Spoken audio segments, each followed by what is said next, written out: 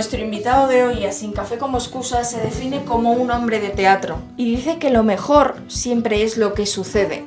Juan Pastor, bienvenido a Telón y Cuenta Nueva y gracias por estar hoy aquí con nosotros.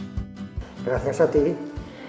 Bueno, para empezar nuestra entrevista siempre proponemos a todos nuestros invitados un breve cuestionario. ¿Te animas? Vale.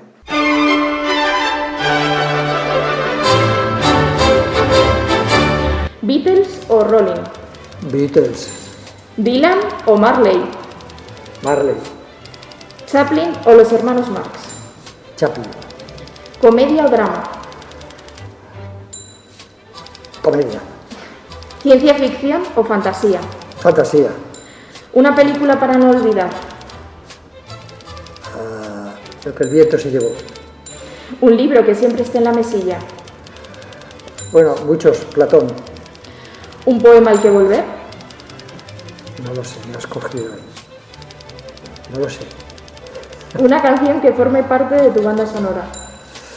Porque cuando te vienen 5 no sabes cuál coger. Claro. Una canción. Es que no sé el título. ¿El Yo para los autor? títulos soy horroroso. ¿Autor? Del médico.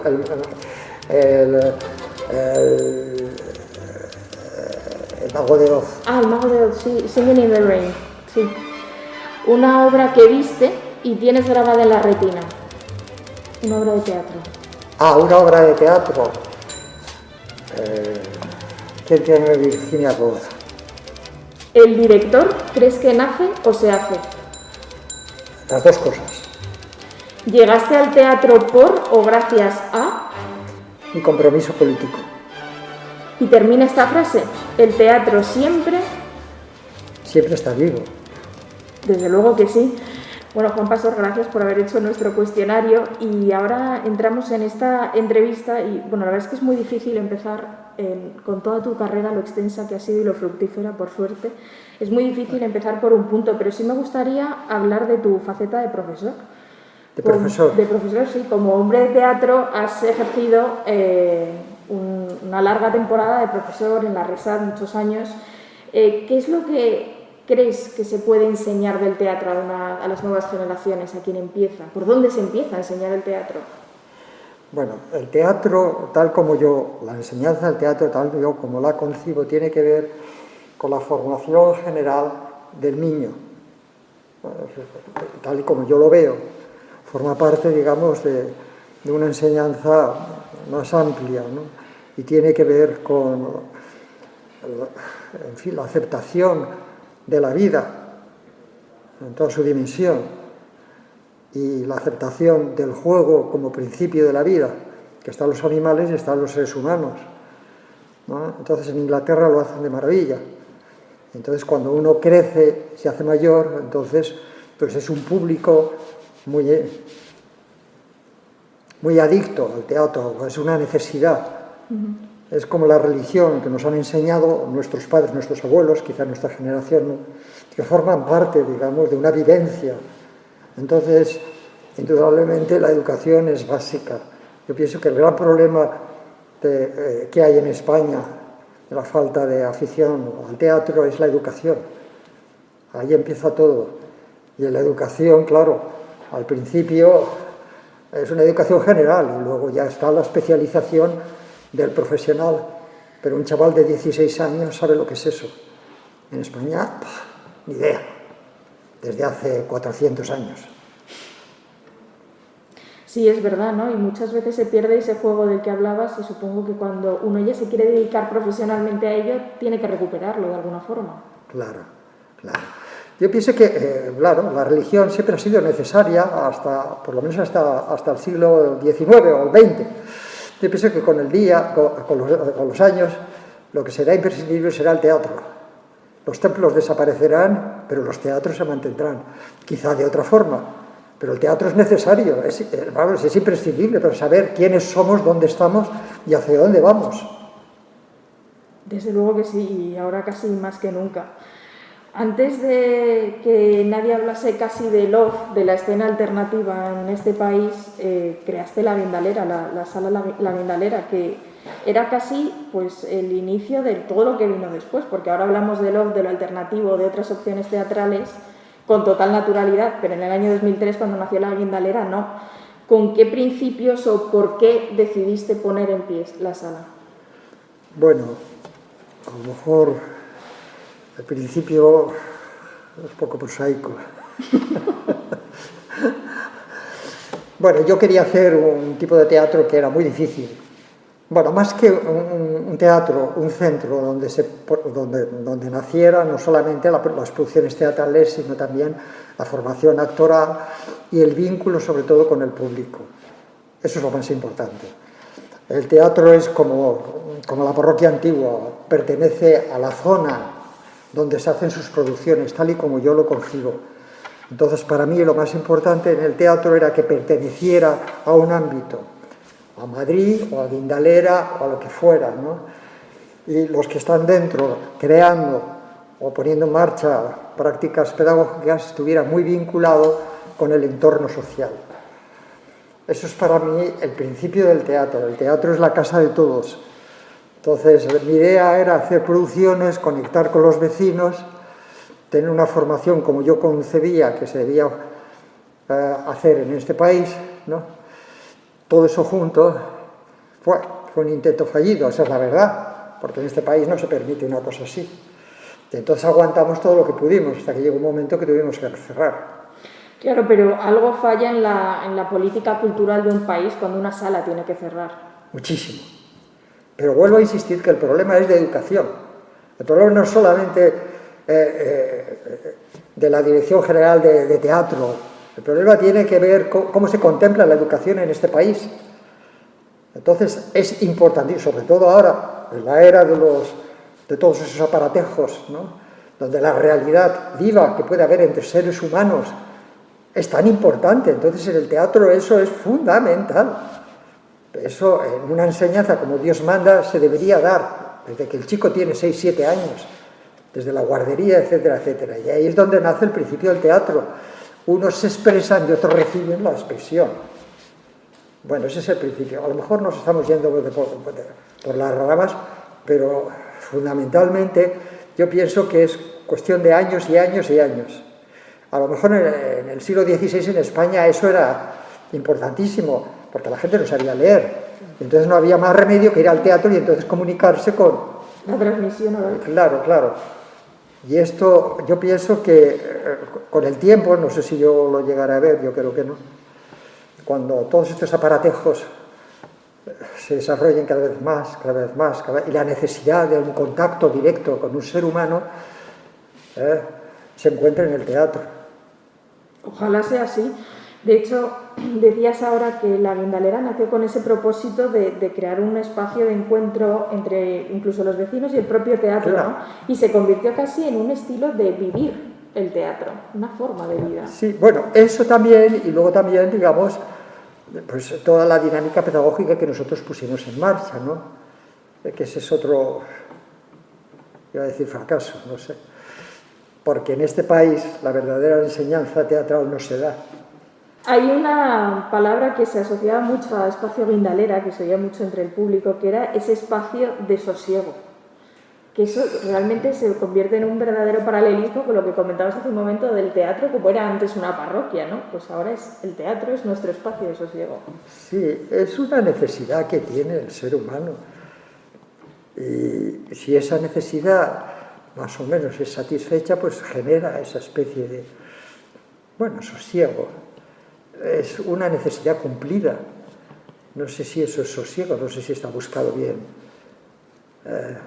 la respuesta, pero es como el que uno necesita, digamos, conectar con algo trascendente y se va a un templo. Aquí hay una necesidad de ver por qué estamos aquí, hacia dónde vamos, quiénes somos, quién tengo delante de mí, y por lo menos eso genera sosiego. Y yo cuando tenía 6 años me sosegaba cuando me confesaba, hasta que me di cuenta que eso era una mentira como un piano, ¿no? Pero a los 6 años me quitaban los pecados Y vuelta a empezar. Hablando precisamente de la condición humana, uno de los autores que más has puesto en escena, que más has leído es Chejov. ¿Por qué esta afinidad con Chejov? Bueno, muchas veces tú conectas con algo por algo impulsivo, algo que no tienes por qué, digamos que racionalizar mucho el hecho, ¿no? Entonces, definir a Chejov hablaba, y muchas veces en sus obras decía, yo simplemente he mostrado tal y como el ser humano es, o tal y como yo veo que es el ser humano, para que se dé cuenta lo mal que lo está haciendo, y que por lo menos vea que hay una posibilidad de cambio.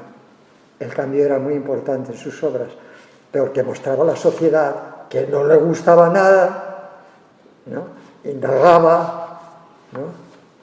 Hacía una auténtica prospección, porque era un médico, en vez de hacer operaciones y sacar riñones, pues él lo veía en la sociedad y mostraba tal y como era la sociedad, y entonces la sociedad se daba cuenta, y entonces había la posibilidad del cambio. Hombre, yo pienso que Chejov es para mí el poeta eterno. Bueno, quizá escribió poco, ¿no? Sus relatos son maravillosos, sus relatos cortos, se podrían hacer adaptaciones fantásticas, pero vamos, sus obras más importantes, ¿por qué no dio con una compañía adecuada? Y cuando dio, pues ya le quedaban pocos años de vida. Empezó con La Gaviota, 3 hermanas, y 2 o 3 más, y ya está. Bueno, y hasta hoy que por suerte podemos seguir disfrutando de él en los escenarios. Chejov o Shakespeare o otros tantos autores que han estado muy presentes en tus montajes, todos ellos tienen algo en común, un mínimo común, que es precisamente la condición humana, ¿no? Que la condición humana, sí. Un interés... Sí. La complejidad esa tan tremenda, ¿no? Sí. El ser humano es muy complejo, Y lo interesante es aceptar lo positivo y lo negativo y ver que forma unidad entre esos colores tan variados. El teatro como espejo, ¿no? De nosotros mismos. Chejov siempre, nunca condenaba a nadie, siempre mostraba las razones del comportamiento de los personajes, pero no los condenaba. Tenemos mucho que aprender de eso. ¿Crees que en el teatro lo más importante es la palabra? No. Yo creo que la palabra viene de algo más importante y que tiene que ver con la intención. Es producto. Hemos inventado esto de la palabra, pero hay otra cosa más importante que es la comunicación, que a veces no necesariamente está la palabra.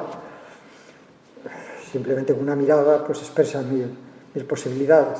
Pero la palabra es importantísima, tiene que ver mucho con aspectos formales, indudablemente, y se convierte en algo exquisito.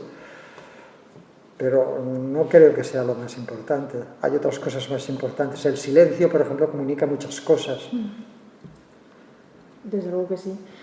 Una verdadera obra teatral está llena de contenidos, aunque no haya pausas, o aunque haya pausas. Esas pausas deben estar llenas, nunca vacías. Y no hay palabras. En Chejov, por ejemplo, el subtexto es importantísimo, más importante que el propio texto. Quizá menos en Shakespeare, porque la palabra es tan rica que, o el siglo de oro español, el verso, y a través quizá de una composición formal, tú estás transmitiendo una serie de mensajes, ¿no? Pero bueno, yo creo que hay algo importantísimo en el ser humano que es la auténtica comunicación. Hay una película maravillosa, que no me acuerdo cómo se llama, la vi por televisión otra vez, por tercera vez, que aparecen unos marcianos extraños que son como unos pulpos gigantes, intentan comunicarse. ¿No lo has visto? No sé cuál es. Y entonces ellos han desarrollado una forma de comunicación distinta a la de la palabra, hasta que los científicos de la Tierra se dan cuenta que su comunicación, y están avanzadísimos, ¿no? Millones de años por delante de nosotros, han venido a advertirnos el peligro tan tremendo de nuestra sociedad. Entonces lo importante es que ellos se comunican de diferente forma y no existe la palabra. Lo importante es comunicarse. Lo importante es comunicarse, y entonces hasta que ella una científica descubre la forma de comunicación. Ese es el tema de la película, ¿no? Hablamos hoy estamos aquí precisamente en los teatros del canal porque la semana que viene llega aquí el montaje de Yerma. Este montaje con el que, por cierto, cerró La Guindalera y que, bueno, es que Lorca es inagotable, entonces podríamos estar hablando de él la palabra, días y días, efectivamente. La palabra de Lorca. Releyendo y volviendo a montar Yerma o releyendo a Lorca una vez más, ¿qué has encontrado de nuevo en esta obra? Sí, es muy buena esa pregunta. Porque, vamos, mucha gente, incluso muchas mujeres, pueden decir que es un tema superado, ¿no? La de la maternidad. Bueno, yo no creo que superado, pero de todas formas nosotros hemos querido ver algo más que el eterno conflicto de maternidad o no maternidad. Mira, en todas las obras de Lorca hay en colisión dos principios fundamentales. El principio de autoridad con el principio de libertad. El choque es lo que, vamos, en las grandes obras de Lorca siempre está eso presente, ¿no? Entonces, el problema ya no es su imposibilidad de tener hijos, sino una sociedad que te impide desarrollar un rol dentro de las normas que ella establece. Entonces, si esa sociedad hubiese sido distinta, a lo mejor ella se hubiese subido por los tejados, hubiese salido descalza, hubiese montado a caballo, se hubiese podido desarrollar de diferente forma.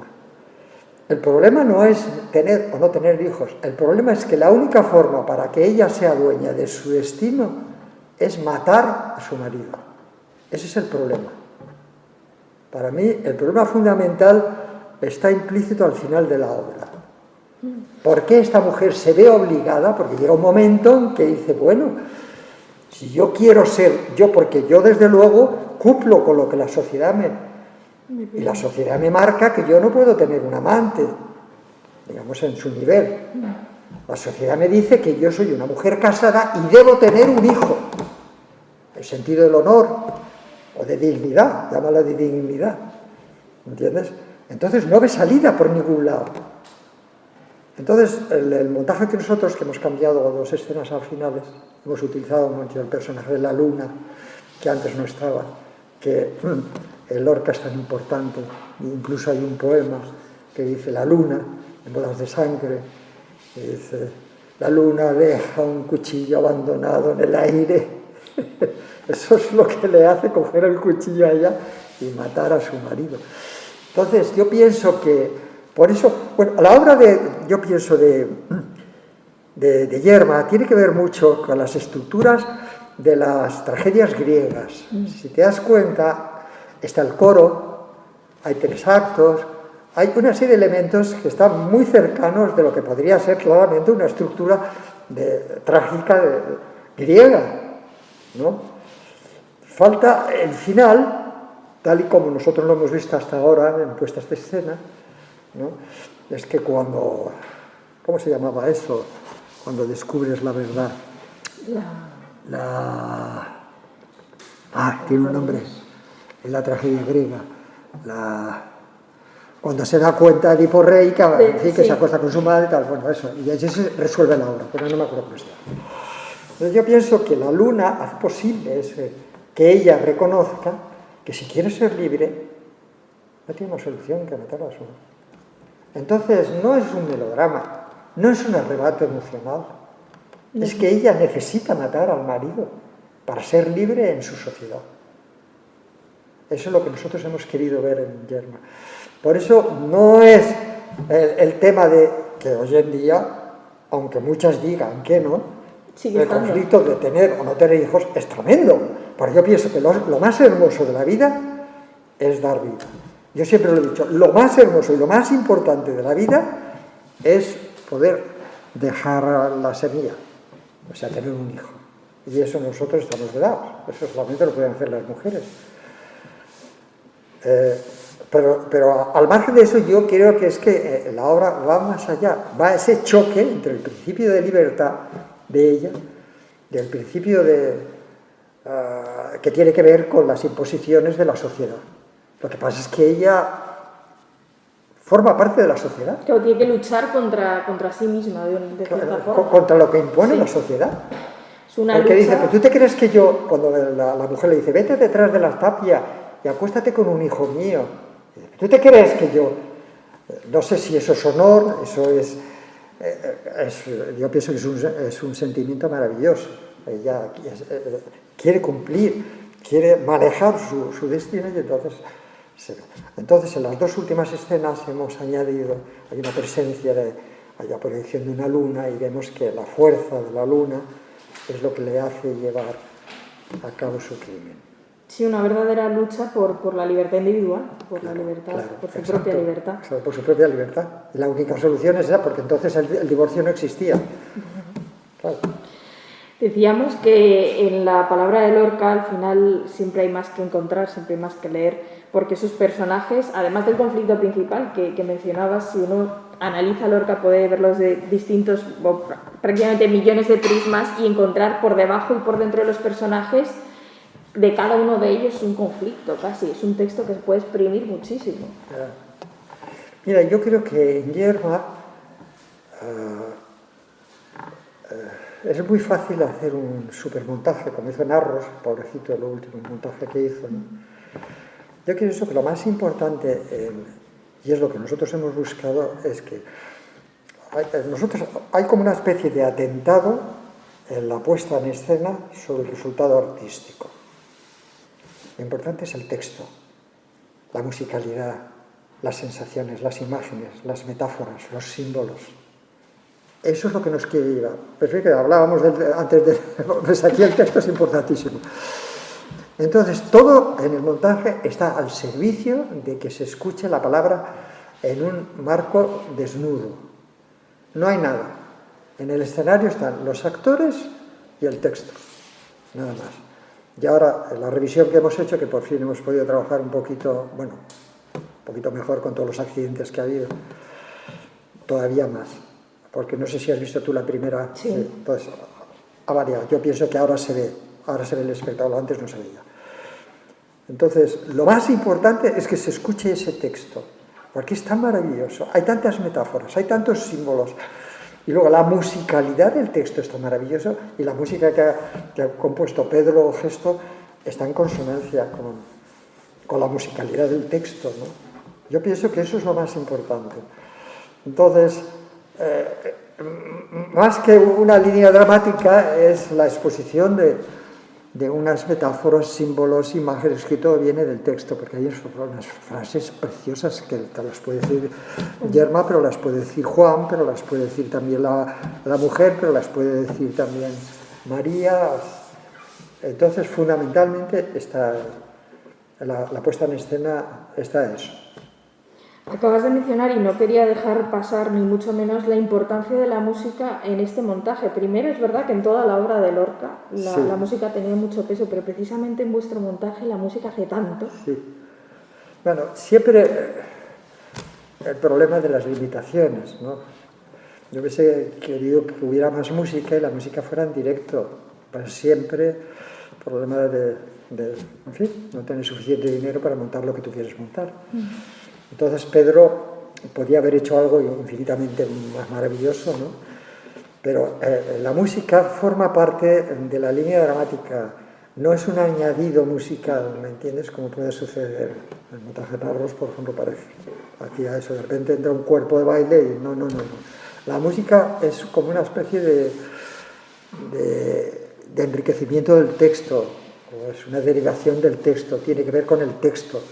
Y a veces el actor está diciendo el texto y está cantando y al final canta.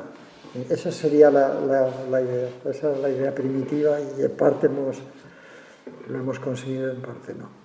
Sí, desde luego.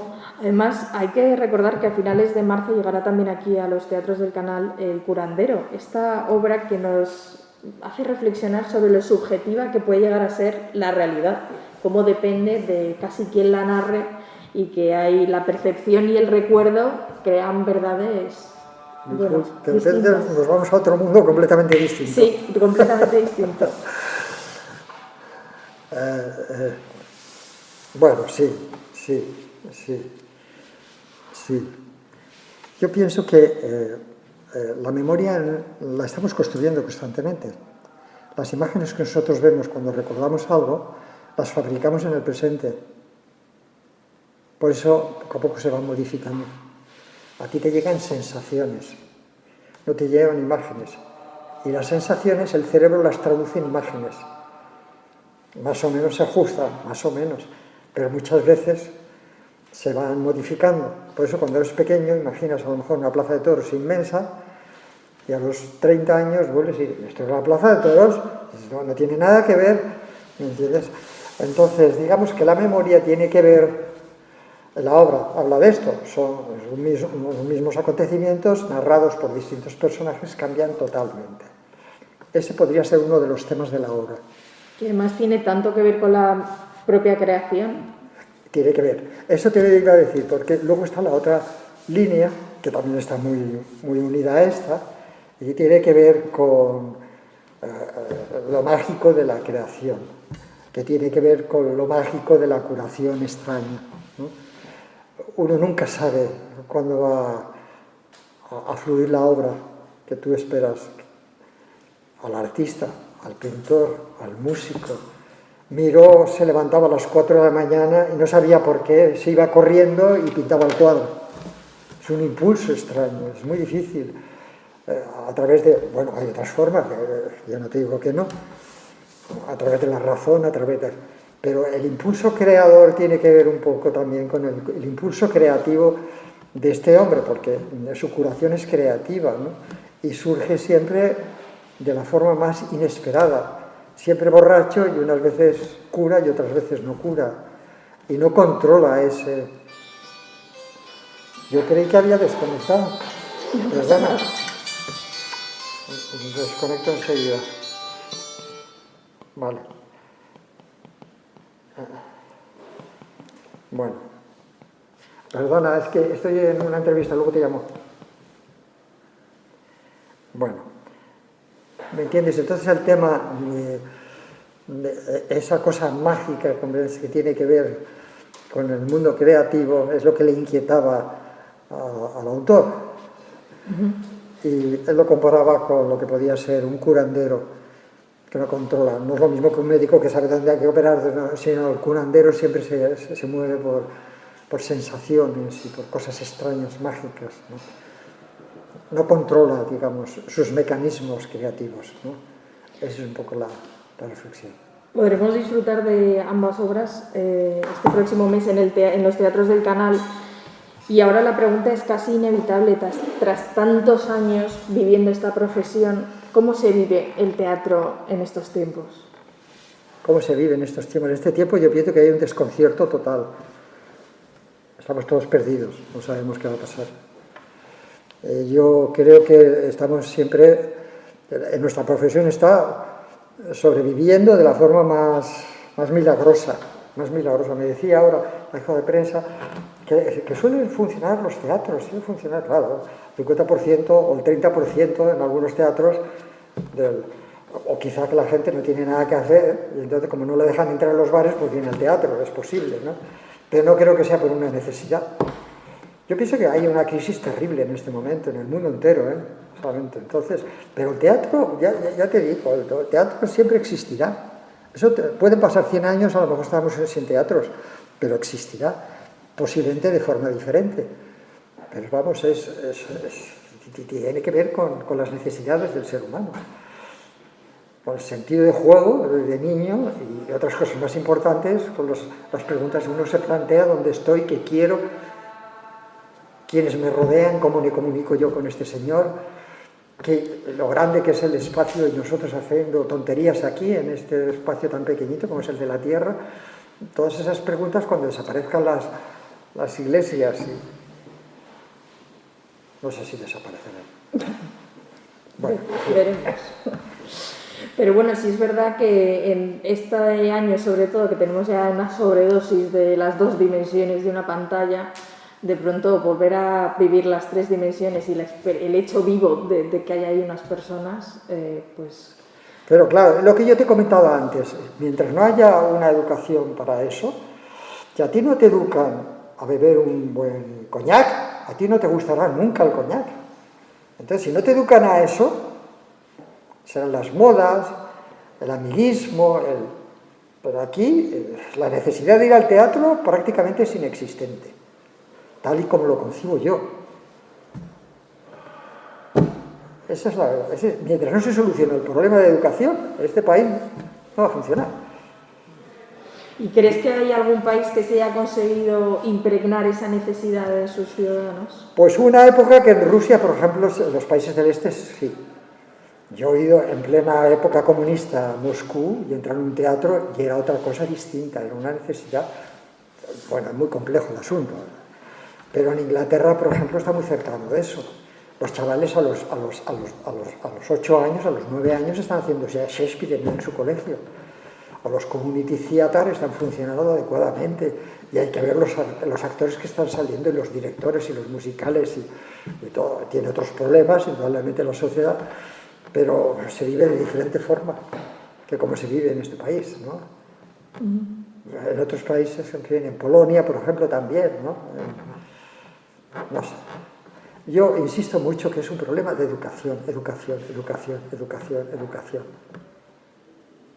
Así es, probablemente. De hecho, el otro día nos comentaba un director de ópera que trabaja mucho en Alemania, cómo en Alemania había habido más entradas vendidas para ópera que para fútbol. Sí. Increíble. Increíble, sí. Visto desde aquí. Sí. Mientras prive el fútbol iba a decir los toros, porque los toros van a desaparecer también, ¿verdad? Sí. El fútbol. Ahora acaba de ganar el equipo de balonmano. Es impresionante, no sé si os habéis enterado, ¿no? Han ganado, ¿no? Entonces, primero, la noticia que daban en televisión, y las mismas periodistas sonriendo y diciendo qué maravilla, fíjate qué grandes somos, qué grandes. Y luego los jugadores saltando sin mascarilla, sin nada, y nadie comentaba nada. Eso es lo más importante en este país. Digo balonmano, pero si es el fútbol, no eres tú. Sí, es otra liga y nunca mejor dicho. Entonces, es que el problema es que nos conformamos con migajas. Y si te das cuenta, la sociedad teatral es una familia muy reducida, nos conocemos todos. ¿Esto qué es? Sí, es verdad, a veces parecemos casi indios dando la vuelta por nuestra propia... Y luego, el teatro como Dios manda, o está financiado, subvencionado, o no existe, porque no existe la industria teatral. No existe. Tú trabajas en un teatro oficial y puedes hacer más o menos lo que tú quisieras hacer, pero compañías privadas ya no existen, han desaparecido. Es verdad que el concepto compañía está casi extinguido. Sí, están los pequeños grupos, cuando eres joven, pero ya cuando cumples 50 años te cansas de hacer puñetas. He leído que tienes casi por una frase, por lema, por mantra, que es que lo mejor es siempre lo que sucede. Sí. ¿Cómo es esto? Es que si no, te amargas la vida, ¿no? Es un poco tonta, pero es verdad, es lo que tenía que ser, ¿no? Los indios, los hindúes, quiero decir, hablan de eso. Siempre es mejor lo que sucede, siempre. Ojalá nos quedemos. Porque no puedes volver atrás. Entonces, o aceptas el destino o a ver qué haces. ¿Qué haces? Juan Pastor, pues nos vamos a despedir ya en esta entrevista y bueno, nuestra sección de entrevistas se llama Sin café como excusa y a todos nuestros invitados les proponemos que hipotéticamente imaginen con qué persona o personaje, no tiene por qué ser real, te tomarías un café sin dudarlo, si pudieras. Ay, va a sonar un poco pedante, ¿no? Pero con Platón. Con Platón. Bueno, un poco pedante, Dios mío, que es... Pues nos quedamos con la educación y con que lo mejor siempre es lo que sucede. Y Juan Pastor, muchísimas gracias. No, con Chejo, quita Platón. Bueno, también podríamos hacer un café a dos. Vale. Juan Pastor, muchísimas gracias por haber estado con nosotros. Gracias. He dicho muchas tonterías, así es que luego, Matías, eso Gracias. está lleno de tonterías. Vale, gracias a ti.